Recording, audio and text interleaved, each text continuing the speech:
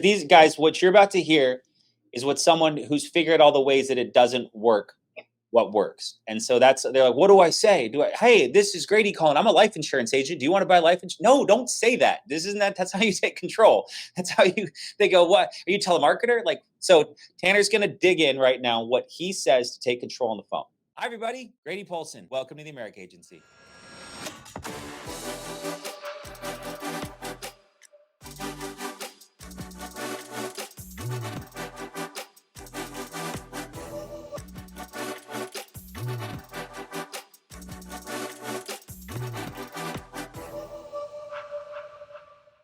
Let's start with sales, because that's where most people get stuck, is that conversation with a stranger.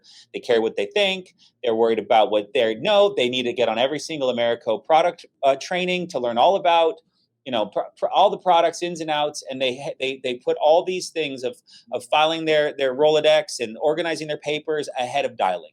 And it seems like you put nothing ahead of dialing. And so I'd love to kind of get that mindset into dialing. And then let's go into your script, like what you're saying, leads you're working, and let's kind of dig into some specifics people can take away. Yeah. No, and what you just said is really, really big, because that happens all the time. Like, people want to learn everything before they actually start. And I always tell everyone, like, the best way to learn is to get on the phones. The best way to learn is to get told no a ton, is to fail, is to mess up, because you can be really, really good at something. But at the end of the day, if you can think that you're really, really good at something until you get on the phones and actually do it. It's not a perfect world. They ain't going to tell you yes every single time. They're going to object you. You're going to have to go off the script. You're going to have to think of random things when, you've never thought of before. But the only way for you to do that is to get on the phones and actually dial. I think it's important to have an idea of what you're doing before you start. But you don't need to know everything. You don't even know how to fill out applications. You need to have an idea of the script. Can you read a script? Can you stay on Zoom? Can you stay unmuted? Yeah, you can do all these things. Perfect. Let's get you on the phones. That's it. So I think it's important to just take action and then learn more. Like, my whole idea was, I'm going to work so hard that I just get good really, really quickly. So when I first started, I was on the phones 12 hours a day. That's just on the phones. 12 hours a day on the phones, bare minimum. That doesn't include any training. That doesn't include writing applications, talking to other people, 12 hours a day on the phones. And if you can do that for a full month, you're going to get really, really good. So just work really hard and get better later. And I got really good, I think, after, 1 to 2 weeks. So that's what I recommend to everyone, is to dial so much that you just get good. I love it. Okay. So awesome. What'd you say? Yeah. Do you want me to go through my intro? Yeah. Just because these guys, what you're about to hear is what someone who's figured all the ways that it doesn't work, what works. And so they're like, what do I say? Hey, this is Grady calling. I'm a life insurance agent. Do you want to buy life insurance? No, don't say that. That's how you take control. They go, what? Are you a telemarketer? So Tanner's going to dig in right now what he says to take control on the phone. Yeah. So my intro just looks like, hey, Grady.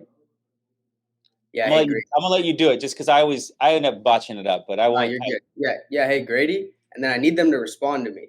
I need them to know that they're here. I'm not talking to a robot. Respond to me. Hey, Grady. Yeah. Hey, Grady. This is Tanner. I was just giving you a quick call here from the Veterans Benefits Office. How you doing today, sir?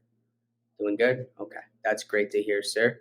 This call is just in regards to the request that you sent in for the new final expense and life options for veterans. I got your date of birth here listed as January 1st, 1950, correct? Okay, gotcha. And then it does show here on my side for your military status that you're honorably discharged. So do you just want to say, thank you so much for your service? Yeah, you're most very welcome, sir. Now, was your main concern, just like most veterans, just wanting to make sure that the funeral expenses, that they didn't fall a burden on your loved ones? Yeah. Okay. Gotcha. And then were you also looking to try and leave something extra behind for your loved ones as well? Or mainly just focus on taking care of those funeral expenses? So that's going to be my intro, right? Now, majority people, they already have coverage, they've already been talked to, all of this stuff, right?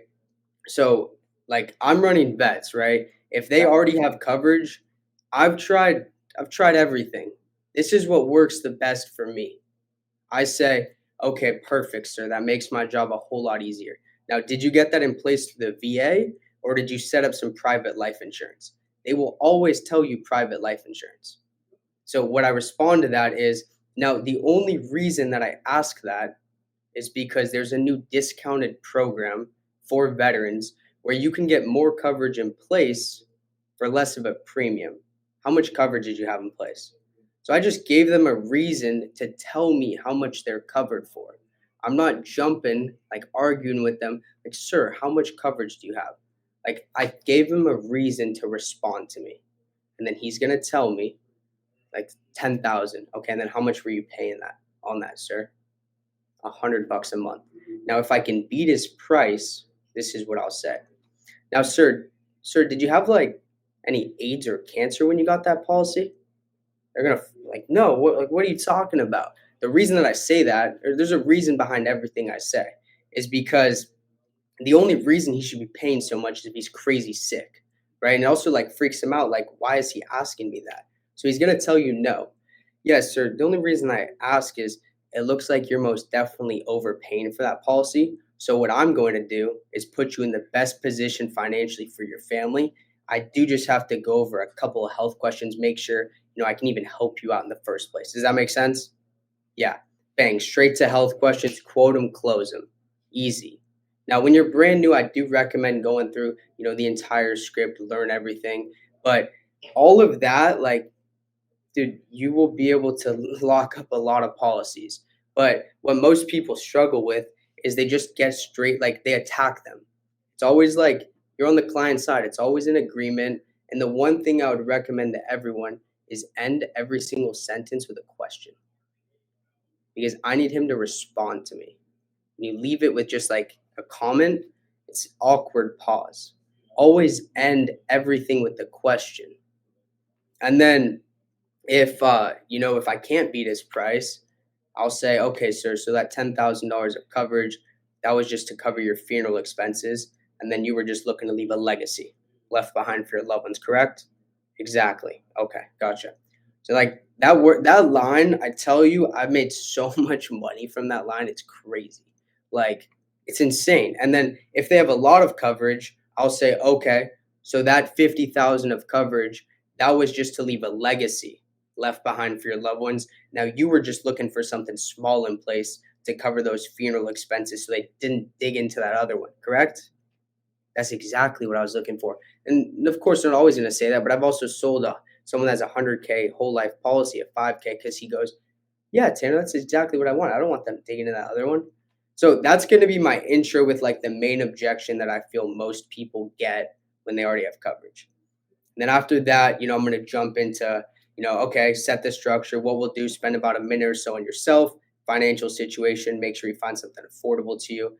And then what we'll do is just ask a couple health questions, spend a minute or so, search which one of the 26 A plus rated carriers will give you that approval today. Does that make sense? Perfect. And I got their agreement. They understand what we're about to do. And then I'm going to jump into the why a little bit. Do you want me to dive into that as well? Yes. Okay. So now, God forbid if you were to pass away today, who would be the beneficiary responsible paying for those funeral expenses and, picking up the pieces? My wife, Betty. Okay, gotcha. And is your wife, Betty, is she in a financial position to come out of pocket for those funeral expenses, or is that mainly why you were looking into this? That's why I'm looking into this. Okay. Yeah, I completely understand, that's why most veterans they send these requests in. They just don't want their loved ones to be burdened with those expenses, especially on one of the hardest days of their life. They go, I promise you, if you say that word for word tone, they go, that's exactly what I want. Because you make it so emotional, like my tone's going to change a little bit on one of the hardest days of your life. If they tell you that's exactly what I want, you're going to close them. Just don't mess up throughout the rest of the script. You'll close them though. So I'm gonna get the beneficiary. Make sure you note the beneficiary. It's really important throughout the entire script to continue to remind them what they're doing. It's important to note that. And then I'm gonna say, okay, now as far as how much coverage we'll be looking at for you today, have you thought about whether you're to be buried or cremated? Buried. Okay. Do you know how much that costs nowadays? $10,000. Yeah, exactly, sir. It's typically around that ten to $20,000 range. It really just does depend, of course, on the fanciness of the service, as well as the opening and the closing. Now, this next question is really important, and never want to miss this question. Now, do you currently have anything put aside somewhere in a significant savings, or did you have like any life insurance that will help cover that cost? God forbid something did happen today. Now, the reason why this question is super, super important is you need to pre-close like all objections. I already have money, I already have savings, I already have life insurance. Now, the only two objections that you should get at the end are think about it and wife. If they're telling you that they already have coverage, if they're telling you they can't afford it, if they're telling you they have savings, you're messing up somewhere. So I see a lot of new people when I ask that question, and they say like, "Yeah, I have savings." Then they just say, okay. But you need to handle that objection because, like, they're telling you they have savings. They might not need life insurance. So let's figure out if they even need this in the first place. Because if you don't, you're going to get told at the end, I need to think about it, or I already have savings. So let's say this guy has savings. Okay, sir, I need to get the details. I need to know everything. Okay, sir, I got you. And I guess, like, since you have some savings set aside, um, what really made you think that you needed some coverage in place? Did you just not really think that you had enough? Yeah, I didn't really think I had enough. Okay, gotcha. And how much savings do you currently have, sir? Like, I need to know the number because not enough, it's too broad for me. But I always ask that question before to like warm it up so then they're more willing to tell me how much they have. And then, like, let's say he has 10,000 in savings. Okay, gotcha. So you were just a little bit worried that 10,000, that's just not going to be enough to cover that burial, and you just want to factor in inflation and make sure that the entire cost of that funeral is guaranteed to not be left a burden on your wife Betty. Correct? Yes. So that's what like my why section will look like. It's the most important, and it's really important. Like the people that don't have coverage, they're pretty easy to sell. The people that have coverage or they have savings, you need to go one step deeper. And if you don't, you're going to lose a lot of people at the end. That's how like the first about 5-6 minutes of my script goes. So, I mean, drop a hammer in the chat below if you could, or drop a fireball, drop your favorite emoji in the chat below to show Tanner some freaking appreciation for that clinic he just put on. Tone and pace, someone put in the chat earlier, and I would say that is so clutch. Your respect you're showing the entire time, the ease at which you talk. Remember, we're talking to senior citizens. You cannot talk like an auctioneer when you're talking to them. You have to talk low and in control, but respectful, but in control. As I'm moving forward through this needs analysis, I'm trying to get information out so I can best serve you, John. And that's the presentation that Tanner's delivering right there. There were so many gems. I loved ending with a question, because when you just go, and that's right, and then you say something, then it's like, are they supposed to talk? Am I supposed to talk? When you enter the question, you're giving them a task that they're going to respond to. And then when they don't respond, or if they say, why are you asking that? Then you have a chance to reassert yourself with credibility and go, John, because I'm a broker, these are just some of the questions that the insurance company requires me to ask to get clarity on what's best for you and your family. And you just can turn it back around. But dude, Tanner, there was so much in there that was so good. I love the savings approach, or whenever they have something, you leave that off. I would always talk about how, why don't I just save the $100 a month? If they, how would you respond to that before I share what I would say? Well, listen, $8,000 for $100 a month. Why don't I just save that? Yeah, no, I completely understand, sir. Now, the reason that, most veterans do get something in place is you're covered day one permanently. So God forbid something happened to you next month, your wife Betty is going to get the entire $8,000. And even like 2, 3 years down the line, you're not going to be even putting close to $8,000 aside. But more importantly, is you probably would have been setting aside $100 a month if you really could. So it's really important we get this in place because your main goal is to make sure Betty's protected, correct? And they're always gonna sit. So I always ask them questions. That's how I'll handle it. But then I always, any objection, I always ask them a question that they would be dumb not to say yes to me. So I ended that with, okay, well, your main goal is to make sure Betty's protected. Yes, that's exactly why we're getting this in place. That's how I would go about that. Which is a great approach. How I always would do it, just for, would say, now, John, how much do you have in savings right now? And they'd be like, well, I don't have a ton. But, if I'm going to put this bill in place, why don't I just, if I'm going to put this in place, why don't I just start saving it? That seems better. And I go, John, listen, most Americans aren't great savers. And it's noble for you to just see this path. But the benefits is just like you said, this is day one coverage. But the reality is that most people don't end up saving. And what happens is maybe you save for the first few months, and then it's 5, 6 months down the road, and you need to put that $100 in that one account you called life insurance with at your bank. But what happens is now you've got guilt, and you're now going to be frustrated every time you do it, and you're going to see that money stacking up. So what most Americans do is they create a small bill for themselves that guarantees that coverage is going to exist, like you said, on day one. So the small bill, most Americans, and then you take it away and you put guilt. I don't want you to have to feel guilt every month trying to save this money, John. What most people do is they just create a small bill. So, dude, but I mean, Tanner, this is just exceptional. So you're taking control. The why, what other kind of objections are you seeing agents get that you're helping them overcome?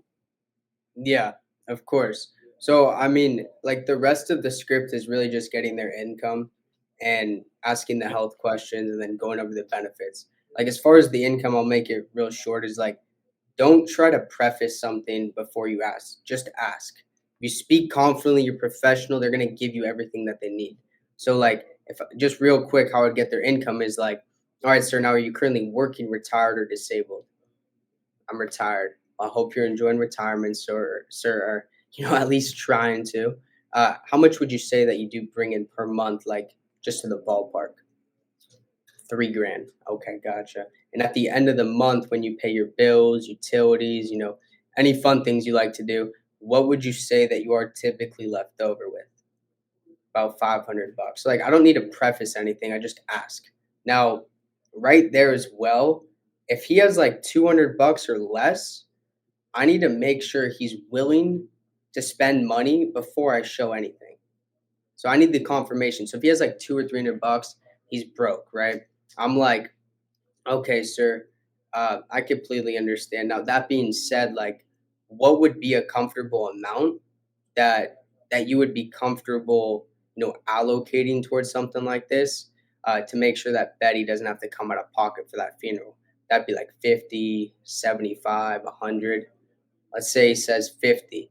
Okay, now is that $50 a month? Is that going to be comfortable for you, or will that take food off the table? That'll be comfortable. Okay, and it will obviously be worth the squeeze to make sure Betty doesn't have to pay for that funeral, correct?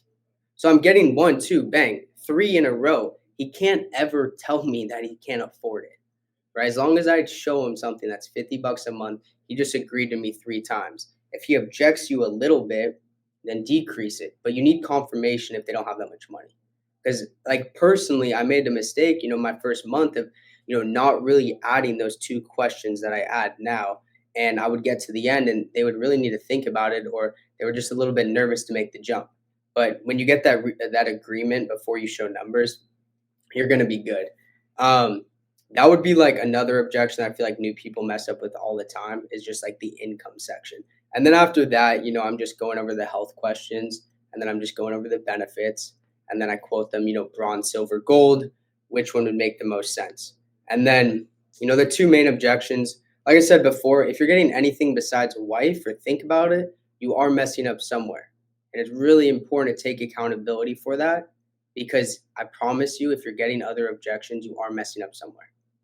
So think about it, wife, pretty much the same exact objection. Most of the time, we're going to get the wife objection, right? So if they tell me that they need to talk to their wife, yeah, I completely understand, sir. Your wife, she's the beneficiary of the plan. she obviously has to know what's going on, right? You can't keep that a secret. Did you need to talk to her about which one to go with, or if you even need this coverage in the first place? Now, if they tell you that, the harder one, that I don't know if I need this, well, you need to get good at asking hard questions, because the more hard questions you ask, the more money you'll make. Guarantee it. But they just explained to me 5 different times why they need this coverage. So your job is just to re-explain it back to them and then have them agree with you. So like if she's like, or he's like, I don't know if I need the coverage. Yeah, I completely understand. Now, John, your main goal was to make sure that when you passed away, we didn't leave any financial burden behind on Betty, correct? Yeah. Okay, gotcha. And you told me as of today, you don't currently have anything put aside to cover those funeral expenses. So we are leaving that financial burden behind, which is something that you didn't want, correct? Yeah. Okay. And then, God forbid something happened today. You told me that Betty wouldn't be able to cover those funeral expenses, correct? So I got yes, yes, yes. Okay, that's exactly why we're getting this in place today, sir. Do you mind if I make a recommendation? What would that be? Yeah, so let's just start with that bare minimum, that bronze option. Make sure that Betty's protected today. That way, if God forbid you passed away, she's not going to be burdened with anything. And, we can always increase it in the future. Does that make sense? Yeah, and then just jump into it. And then the think about it's the same. If they tell you that they don't know which one to go with, you just recommend the bronze. And it's really important to sell off of need, not off of approval. So if they don't know if they need it, they don't know which option to go with, sell them based on why they need it. We're not sending something in to just submit it for approval. We're closing them because they need it. So always go over why they need it. And it's very simple. Get them to confirm and agree with you 3 times and then recommend the cheapest option. If you speak confidently, if you're professional at what you do and they truly like need something, you will sell them. Exceptional, Tanner. As you can see, Tanner likes vets. You have a certain immediate connection with them. There's a lot of different lead vendors out there that run a lot of different ways. Right now, Lead Center, you can set up, they have veteran leads in Lead Center, and you can set up a real-time campaign right now in Lead Center. So go log into your Lead Center, go check into that. You can set up a campaign to get these exact leads that Tanner's running. But the what I love about it is you have an immediate path and go, because as you build rapport with a vet, you learn all of the different things they've done, where maybe they've served, or different benefits they may have or not have, or different ranks that maybe they've ascended to, which will equate to their income. Oh, I took care of another captain last month, or whatever the terms are. But this is like agents that really like final expense, or really like IULs, or agents that only sell annuities, right? When you dig into a certain type, you learn all the nuances of it, right? That's the beauty of our business, is that as you the more you do it, the better you get.